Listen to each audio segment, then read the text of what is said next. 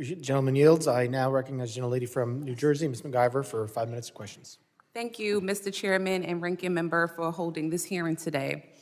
The greatest threat to the homeland right now is a Department of Homeland Security that the American people no longer trust, a department actively undermined by its own secretary. This is on you, Secretary Noem. Today's hearing is supposed to be about worldwide threats, but Madam Secretary, under your watch, the threat is coming from inside the building.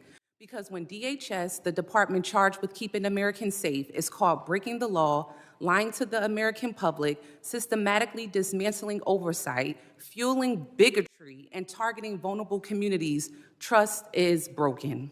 Let's start with the basics. How can we trust your department with you at the helm? The American people deserve an answer, even if you've spent the past year dodging accountability like it's your full-time job. We need to talk about oversight. Oversight is not optional. It is not a courtesy because you feel like it. It is not something you entertain only when it's politically convenient to you.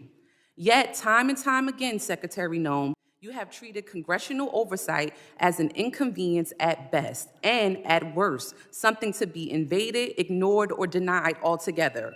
Republicans on this committee may be willing to hand over their constitutional duty in order to kiss this administration's butt cheeks, but I am not. I will never. My district is not, and the American people sure aren't. While Republicans turned this hearing into a praise fest for your failed 10-year communities across America, including mine in New Jersey, are made less safe because DHS under your leadership has become unproductive and malicious.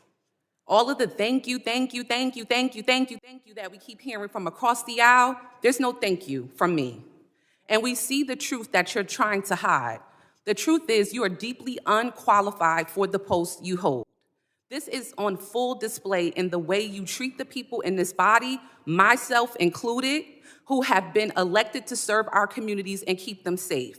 Representative Grajava, Senator Padilla, myself and others whose character, integrity, and bodies were attacked by your department without evidence and without apology.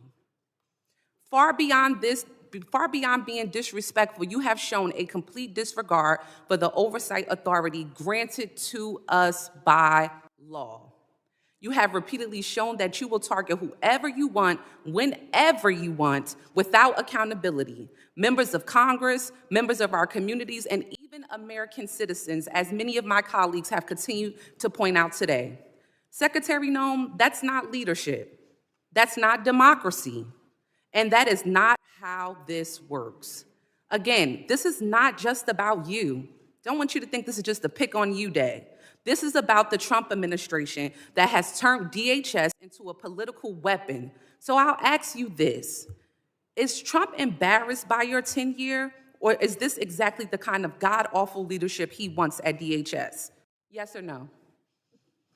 Ma'am, we've already conducted more oversight visits. No. It's a yes or no. Yes or no. Okay, Secretary Noem, this is my time to talk, not your time to talk. I reclaim my time. I reclaim my time.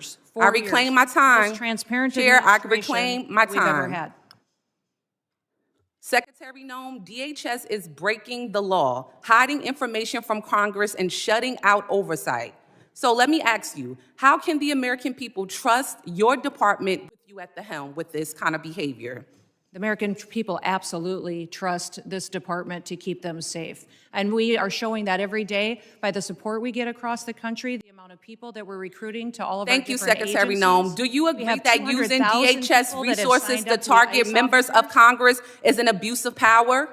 Excuse me, would you say that You again? would have heard me if you stopped talking and listened to my questions. Do you agree that using DHS resources to target members of Congress is an abuse of power? We are not doing that. We are out there enforcing the law, doing our work, and we are allowing oversight. Of course, we're not going to get any answers. With that, Mr. Chairman, I yield back.